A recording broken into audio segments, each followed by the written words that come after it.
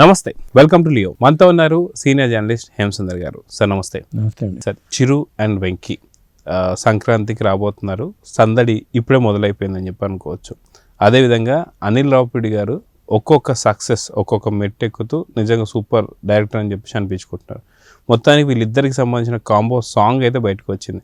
So ఈ multi starrer song మీకు ఎలా అనిపించింది? అంటే ఇప్పుడు దాకా అసలు వీళ్ళిద్దరు కాంబినేషన్ సినిమా రావడమే జరగల. ఇప్పుడు పాటే వచ్చింది ఏకంగా, కాబట్టి ఇది రేర్ కాంబినేషన్. ఎందుకంటే 1997లో ఆ ప్రపోజల్ వచ్చింది. బ్రిటిష్ ప్రొడక్షన్స్ వాళ్ళకి 100వ సినిమాగా వెంకీ చిరంజీవితో సినిమా చేద్దామని అప్పుడు అనుకున్నారు. కానీ అది ప్రాజెక్ట్ వర్కౌట్ అవ్వాల, ఆగిపోయింది. ఇన్నాళ్ళకి మొత్తానికి అనిల్ రావిపూడి పుణ్యమా అని వాళ్ళిద్దరిని ఏకం చేయటం.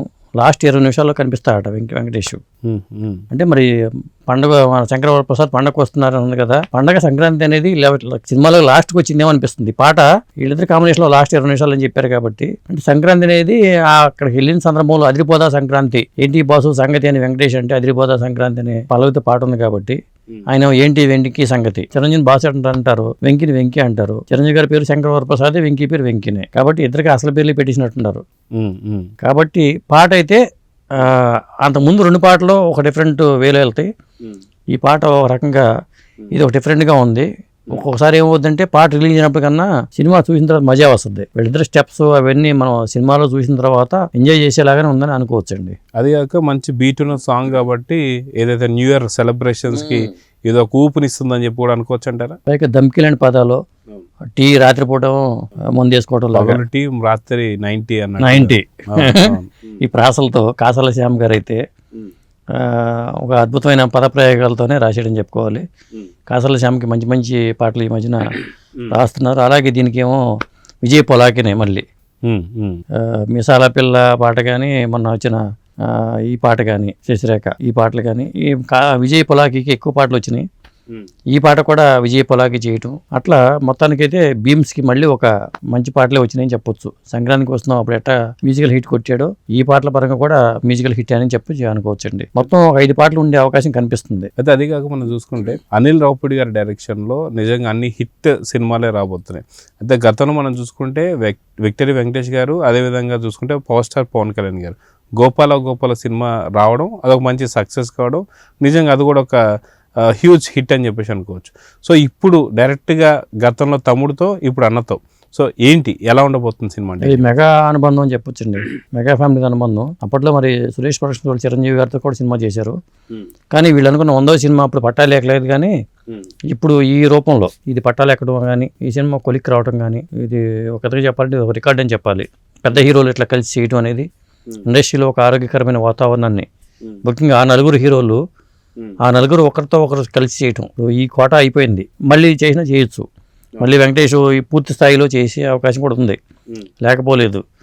అలాగే మరి చిరంజీవి గారు, బాలకృష్ణ గారు వస్తే ఆ లోటు కూడా భర్తీ అవుతుంది. అలాగే చిరంజీవి గారు, నాగార్జున గారు ఆ లోటు కూడా భర్తీ అవుతుంది. ఒకప్పుడు సినిమాలో ఉన్నారు కానీ వీళ్ళు గెస్ట్ అపీరెన్స్ లో తడుకుమన్నారు, కానీ స్టైల్ సినిమాలో కలిసి చేయలే. కాబట్టి ఇది రేర్ కాంబినేషన్స్ అవుతాయి. ఆ 4 హీరోలు ఒకటి సినిమాలో ఒకరు నటిస్తూ ఉంటే, ఒక కొండమ్మ కథలాగాను, లేకపోతే మరి ఎన్టీ రామారావు గారు, నాగేశ్వరరావు గారు చేసినట్టుగా అలా వస్తే మాత్రం బ్రహ్మాండంగా ఉంటుందండి. సో గతంలో కూడా మనం చూసుకుంటే బాలకృష్ణ గారి యొక్క 50 ఏళ్ళ కెరియర్ పూర్తయిన సందర్భంగా సెలబ్రేషన్స్లో చిరంజీవి గారు రావడం, వచ్చిన సందర్భంలో ఖచ్చితంగా రానున్నటువంటి కాలంలో చిరంజీవి గారు, బాలకృష్ణ గారు కూడా ఇద్దరు కలిసి నటించబోతారని చెప్పి కూడా గతంలో కొన్ని వార్తలు అయితే వచ్చాయి. ఇప్పుడు నిజంగా దీనికి ఒక ఆద్యం పోయాలన్నా, లేదంటే దీన్ని మొదలు పెట్టాలన్నా సరే ఇప్పుడు కనిపిస్తున్న ఏకైక డైరెక్టర్ ఎవరంటే ఖచ్చితంగా అనిల్ రావిపూడి గారే అనిపిస్తుంది. గత 2024 సంక్రాంతికి చూసుకుంటే విక్టరీ వెంకటేష్ గారితో పెద్ద విక్టరీ జయించారు, దాదాపు 330 కోట్ల పై చిలుకు. అదేవిధంగా ఇప్పుడు చూసుకుంటే మనశంకర్ వరప్రసాద్తో ఒక అద్భుతంగా క్రియేట్ చేస్తున్నారు, దాంట్లో మళ్ళీ వెంకటేష్ గారు. నెక్స్ట్ వచ్చే సంక్రాంతికి చిరంజీవి గారు, బాలకృష్ణ గారిని ఎక్స్పెక్ట్ చేయొచ్చు అని చెప్పి చాలామంది ప్రేక్షకులు కోరుకుంటున్నారు. సో మీరేమంటారు? ఇదే ప్రశ్నని నేను అనిల్ రావిపూడి గారిని అడిగారు ప్రెస్ మీట్లో. అడిగినప్పుడు ఆయన అన్నమాట ఒకటే, చిరంజీవి గారు ఆల్రెడీ చెప్పారు కదా ఆ 50 ఇయర్స్ సెలబ్రేషన్ అప్పుడు ఆయన కూడా కథ రెడీ చేయమన్నారు, కథతో వెళ్తే ఆయన చేస్తారు, అభ్యంతరాలు ఏం లేవు, అవకాశం రావాలనే కోరుకుంటున్నానని చెప్పి అనిల్ రావిపూడి గారు అన్నారు. కాబట్టి నేను అనుకోవటం త్వరలోనే అవకాశం వస్తుందని అనుకుంటున్నాను. ఇంకొకటి ఏంటంటే ఈ సినిమాకి సంబంధించి ఇంకా తక్కువ రోజులే ఉంది, 12వ తారీఖు రిలీజు, 12 రోజులు ఉంది.